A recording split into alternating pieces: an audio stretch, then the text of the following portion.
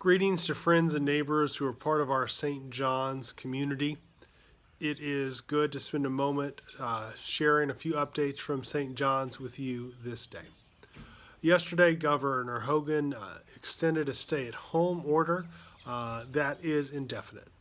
And at St. John's, we are making plans to continue our ministry online and over the phone with you for the foreseeable future. We give thanks for all of you who've already made the transition with us online, joining us for online worship, and viewing our YouTube videos that we've been able to post so far. Right now, our focus is on Palm Sunday, Maundy, Thursday, Good Friday, and Easter services, and finding ways for us to celebrate them together. I hope you'll be able to join us online as much as you are able, and we can gather as a community together. This week, we're going to be doing a prayer vigil online on Thursday night at 8:45. This will be a time to take a break from watching the evening news and gather together for about 15 minutes or so before bread to offer prayers for our community, our country, and our world in the midst of this time of pandemic in which we are living. And while we are often associate this coming Sunday with Palm Sunday with palm branches, it does not appear we'll be able to distribute palm branches to you this year. But we're going to come up with some ways for folks to be creative to do that together in the text of this email.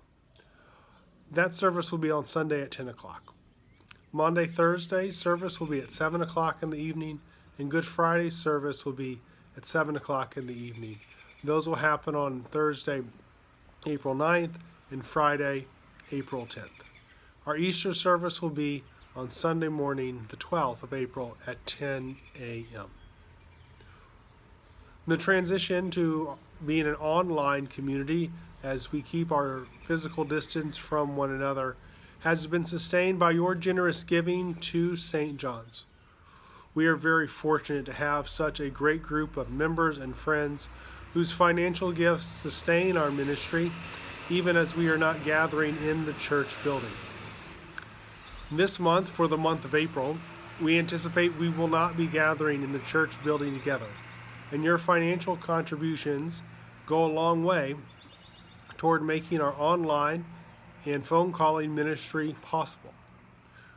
We're still able to receive mail and deposit checks, so if you are somebody who typically gives by check, you can do that by sending a check to us at St. John's Lutheran Church, 4629 Aspen Hill Road, Rockville, Maryland, 20853. Or if you prefer, you can click on the link in this email and give through our online giving platform, which is Tidely, which is secure, and you're able to do that with a bank account, a debit card, or a credit card. For those giving online, we give thanks for your ongoing support in that way, whether it's a one-time or a recurring gift.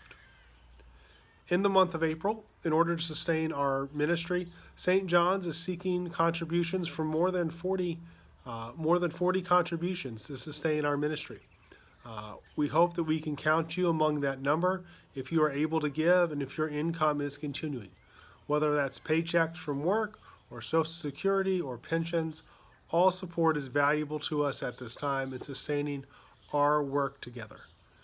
St. John's as a council has decided that we are not going to seek any income this month from any of our groups that meet in our building because they are not able to use the facility. So that all the income that you give us through offerings and gifts is all that we have to continue our work during this unprecedented time of not being able to gather together. For those of you who are able, I hope you will join Heidi and I in making an extra offering this month in celebration of Easter.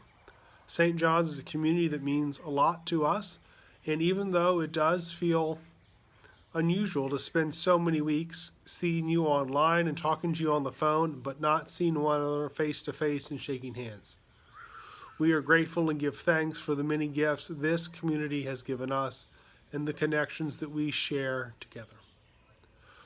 For those of you who I have not had a chance to talk to yet, if you or someone you know is struggling or in need, please don't hesitate to give me a call. We're a community that sticks together and cares for people who are near to us. And we can't do that if we don't know what the needs are. I'm not a mind reader, but I care deeply about you and the people who live around us and want to ensure that people have what they need during this time. May the peace of the Lord be with you this day. And for those of you that are able, I hope you'll join us for our prayer vigil during the pandemic this Thursday night at 8:45 p.m. before heading to bed for the evening. And you can follow the links below to join us on Zoom on Thursday.